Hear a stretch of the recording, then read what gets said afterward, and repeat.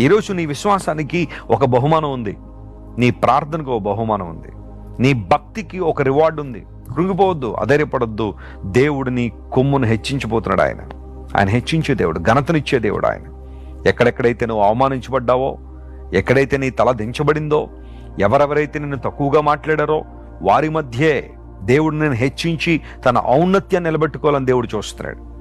ఒకవేళ ఈరోజు నీ బిడ్డల్ని అందరూ అవమానిస్తానని ఏడుస్తున్నావా ప్రియ తల్లి? నీ బిడ్డలను అందరూ హీనంగా మాట్లాడుతున్నారని కన్నీళ్లు కారుస్తున్నావా ప్రియ తండ్రి? ఎవరెవరైతే నిన్ను తక్కువగా మాట్లాడుతున్నారో, ఎవరెవరైతే నిన్ను హీనపరచాలని చూస్తున్నారో ఆ సమూహాల మధ్యలోనే దేవుడు నీ బిడ్డలను హెచ్చించబోతున్నాడు. Praise the lord. వారిని తన మహిమ కొరకు వాడుకొనబోతున్నాడు ఆయన.